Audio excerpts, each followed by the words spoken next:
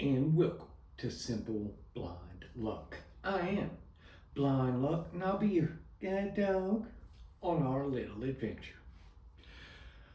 Alright, today we're going to continue the journey of becoming Blind Luck, but I'm going to do a quick recap. On the previous episode, I got introduced to the parallel bars basically so I could walk and walk a lot more, have security doing that. But I actually remembered there was something kind of with it prior to that. So we're going to jump back a couple of weeks before that happened. When you were in a situation like I was, where I got in the wreck and I was in the hospital, I wasn't cleared for weight bearing, so I spent like literally 2.5, 3 months just on my back in the bed. Well, your leg, your muscles, because you're not standing or using them, the muscles actually draw up and they tighten and they just draw up a whole lot. So much so that when first trying to walk, when I would go to stand, I could, if my heel was planted on the ground, then the tips, my toes would not be able to touch the ground at the same time. There was so much of an arch because they were just, the muscles were drawn up so tight. So before I could really get to walking decently at all, there was just a lot of stretching that had to go on. And it was just stretching after stretching with the therapist day after day. And man, it was so painful. And it's funny because it's like, it's just stretching, but I guess when they are drawn up that tight for so long, it really, really hurts to try and stretch them back out. But this made quite an impact on me, so much so that even today, the first thing I do when I get up in the morning is I will stretch. And well, honestly, the first thing I do when I get up in the morning is pray and thank God for another day of life.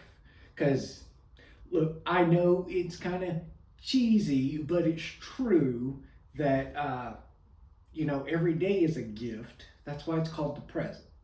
So that's actually the first thing I do. But then with the stretching, and luckily, once I get something kind of set in as a routine, it's pretty much concreted in and easy for me to maintain. Matter of fact, if I don't do it, it'll kind of make my brain itch. And that's just very annoying because, if the brain starts itching, then I gotta go straighten out a clothes hanger. You gotta go in through the nose to scratch it, and it's a big ordeal. Plus, the last time I did it, I messed up, and now I forget what purple tastes like, so it's just a whole thing. But anyway, so I had to do a lot of stretching, and I was really, really appreciative of the particular therapist I was working with for that. Well, really, the whole staff at the hospital was really amazing. But this particular therapist, I was so appreciative because, as I had mentioned before, the worst times for me during here was at the end of the day when all my therapies were done, because it was just me sitting alone by myself in the dark in the room, pretty much just waiting for the next day. And he knew that, so when he was able to, if he had another patient he was working with, he would actually come get me out of my room, go to the gym, and he would get me set up on a machine, kind of like maybe bench press or just some random machine. And then he would work with his other patient but I would get to be in there, and at least I was doing something, and I wasn't just sitting in my room all alone. And I know he didn't have to do that. So man, I was so appreciative for that. If you are one of the 3 people that is watching this, thank you very much.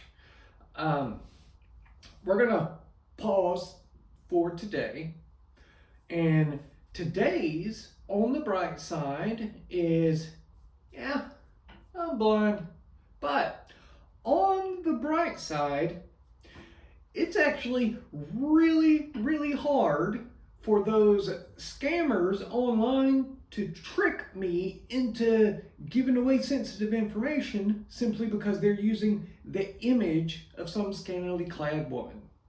And with that, I will hear you later.